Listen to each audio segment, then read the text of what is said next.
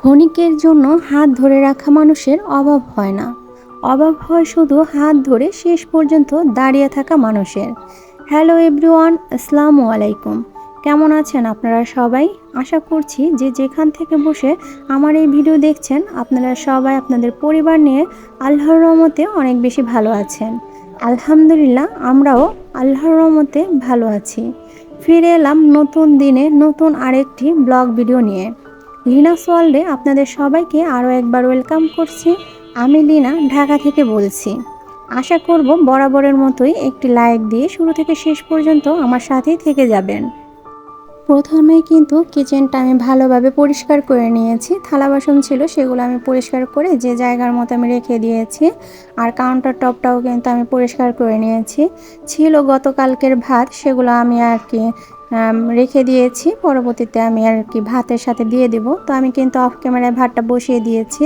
আর এই ফাঁকে যে আপনাদের ভাইয়া বাজার নিয়ে এসেছে, এখানে নিয়েছে সিম আর কাঁচামরিচ, ধনিয়া পাতা আর হলো কলমি শাক, এগুলো আসলে নিয়ে এসেছে। শুটকিও নিয়ে এসেছে।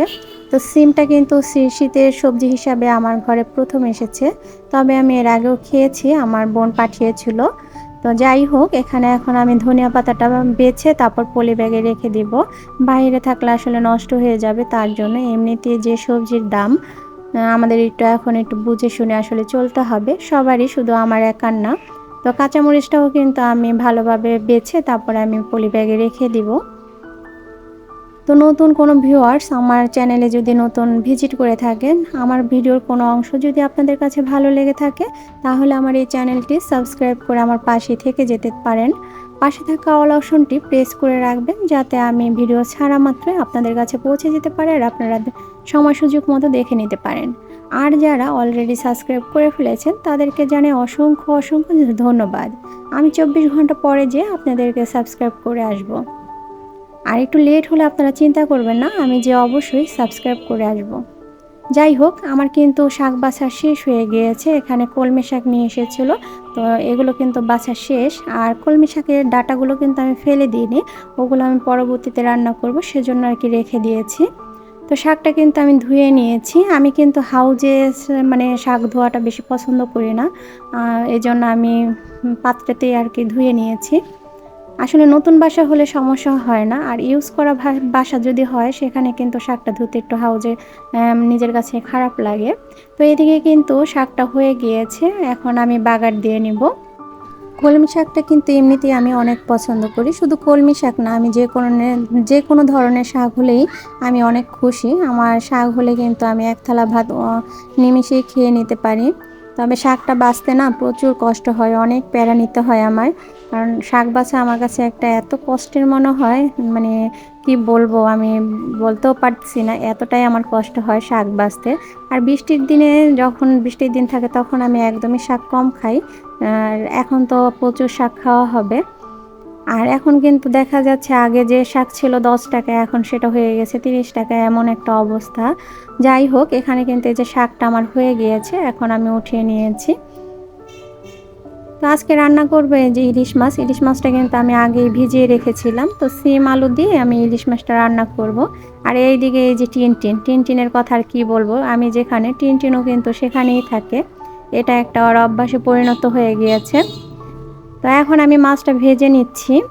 আর আমার কিন্তু অনেক নয়েজ আসছে কেন, এটা আসলে কারণটা কি, আমার একদম রাস্তার পাশে আমার বাসাটা। তো যখনই ভয়েস দিই না কেন, নীরবতা তো একদমই পাই না। সব সময়ই মানে রাত্র যদি 3টার সময়ও ভয়েস দিই তখনও আওয়াজ হবে, কেননা আমার বাসার সাথে একদম বাজার, কাঁচা বাজার, মানে সবজি বাজার যেটাকে বলে, মাছ বাজার, সেজন্য আর কি নয়েজ আসে। তো আপনারা একটু ধৈর্য সহকারে আমার এই ভিডিওটি দেখে নেবেন আর আমাকে সাপোর্ট করবেন, যেহেতু আমার এটা নতুন চ্যানেল। আপনাদের সাপোর্ট ছাড়া তো আর আমি আসলে সামনের দিকে এগিয়ে যেতে পারবো না, সেজন্য বলছি আপনারা আমাকে সাপোর্ট করবেন, আমিও আপনাদেরকে সাপোর্ট করে আসব। তো এখানে কিন্তু এই যে তরকারিটা কষানো হয়ে গিয়েছে সরি, এখানে কিন্তু তরকারিটা কষানো হয়ে গিয়েছে। এখন আমি পরিমাণ মতো ঝোলের জন্য পানি দিয়ে দিয়েছি। আমি একটু বেশি পরিমাণেই পানি দিয়েছি, কারণ আমাদের ঘরে ঝোলটা কিন্তু বেশি চলে। আর ওইদিকে কিন্তু আমি ইলিশ মাছটা আসলে ভাজা পছন্দ করি না, কাঁচা রান্না করতেই আমি বেশি পছন্দ করি। কিন্তু আপনাদের ভাইয়া তো কাঁচা খাবে না, সে আর কি ভাজাটা পছন্দ করে, সেজন্যই কিন্তু ভেজে তারপর রান্না করেছি। এখন আমি কাঁচামরিচ দিয়ে দিব।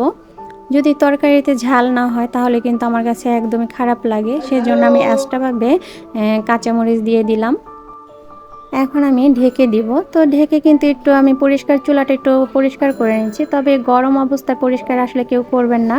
আমি একটু করে নিয়েছি। এখন একটু ওই যে রান্নাঘরটা ঝাড়ু দিয়ে তারপর পরিষ্কার করে নিচ্ছি। যখনকার কাজ তখন যদি করে নিই তাহলে কিন্তু পরে আর কষ্ট হয় না। যেহেতু আমি অসুস্থ থাকি, আমি চেষ্টা করি যখনকার কাজ তখনই আর কি করে নিতে। আর নোংরা থাকলে কিন্তু মন মেজাজও খারাপ থাকে, আর পরিষ্কার থাকলে কিন্তু আপনার এমনিতে মন মেজাজ একদম ফুরফুরা থাকবে। বিশেষ করে রান্নাঘরটা যদি আপনার পরিষ্কার থাকে তাহলে তো কোনো কথাই নেই। এখানে কিন্তু এই যে তরকারি আমার রান্না হয়ে গিয়েছে, ফাইনালি আমি দেখিয়ে দিয়েছি। এখন আমি চুলার পাশটা একটু ভালোভাবে দেখিয়ে দিচ্ছি যে আমি গুছিয়ে নিয়েছি। গ্যাসটা অফ করে দিচ্ছি। তো চুলার পাশটা আমি যেভাবে আর কি গুছিয়ে নিই সেটাই দেখাচ্ছি। এটা কিন্তু এই যে কাপড়টা কিন্তু আমি একদিন পর পর চেঞ্জ করি, কিংবা যে কোনো সময় আমি চেঞ্জ করি। যাই হোক, এই যে কাউন্টার টপটাও কিন্তু আমি হাউসটা পরিষ্কার করে নিয়েছি। নিয়ে এখন একটু দেখাচ্ছি। এই যে রঙটা উঠে গিয়েছে, আসলে যখন বাসাটা নিয়েছিলাম তখন কিন্তু এই যে রঙের উপরে আসলে রং করে দিয়েছিল, সেজন্যই কিন্তু মানে ভিতরের রঙটা বের হয়ে আসছে। আর দেখতে কিন্তু একদম পচা লাগছে। আর এদিকে কিন্তু এই যে মাটির যে জিনিসটা, এটা যেন কেমন হয়ে গিয়েছে। এজন্য আমি কি করলাম, রান্না শেষে চুলার উপরে বসিয়ে দিচ্ছি। তো গতকালকে কিন্তু আপনাদের সাথে শেয়ার করেছিলাম কিভাবে আমি আমার হাজব্যান্ডের মানে পাশে আর কি দাঁড়িয়েছি, সেটা একটু আপনাদেরকে দেখিয়ে দিচ্ছি। যেহেতু আমি টেইলারিংয়ের কাজ জানি, সেজন্য আর কি এই যে আমি অর্ডার নিয়ে থাকি। তো এখানে কিন্তু আমি কিছু জামার অর্ডার নিয়েছি, সেগুলো আর কি কমপ্লিট করে ফেলেছি। এখন আমি আরও কিছু জামার অর্ডার পেয়েছি। তো এখানে এই যে দুটো বাচ্চার আর কি দুইটা জামা আছে, তো সেগুলো আর কি কমপ্লিট করব। তো আপনাদের সাথে একটু শেয়ার করছি। আপনারা যারা হাতের কাজ জানেন তারা কিন্তু চাইলেই পারেন এভাবে আপনার হাজব্যান্ডের পাশে দাঁড়াতে। ঘরে বসেও সংসারের পাশাপাশি কিন্তু এই কাজগুলো করলে কোনো রকম খারাপ না। আমার কাছে মনে হয় আমি তো ঘরে বসেই কাজ করছি, আর অনেক আমার সন্তানকে আমি সময় দিতে পারছি, ঘরকে সময় দিতে পারছি, মানে ঘর গুছাতে পারছি। আর বাইরে বের হলে তো একটা টাইম মতো বের হতে হয়, সে সময় কিন্তু অনেক প্যারা থাকে। তো এখানে কয়েকটা আমি 3 পিসও পেয়েছি, সেগুলো করে নিচ্ছি। সাথে কিন্তু আমি কুশি কাটার কাজও করি, অর্ডার নিই কুশি কাটার, সেগুলো আমি আপনাদের সাথে পরে শেয়ার করব। তো এই পর্যন্ত যারা আমার ভিডিওটি ধৈর্য সহকারে দেখেছেন তাদেরকে জানাই অসংখ্য অসংখ্য ধন্যবাদ। আর যদি আমার ভিডিও আপনাদের কাছে বেশি ভালো লেগে যায় তাহলে কিন্তু আপনার ফ্রেন্ড এবং ফ্যামিলির সাথে শেয়ার করতে পারেন। তো এই পর্যন্তই। আল্লাহ হাফেজ। আসসালামু আলাইকুম।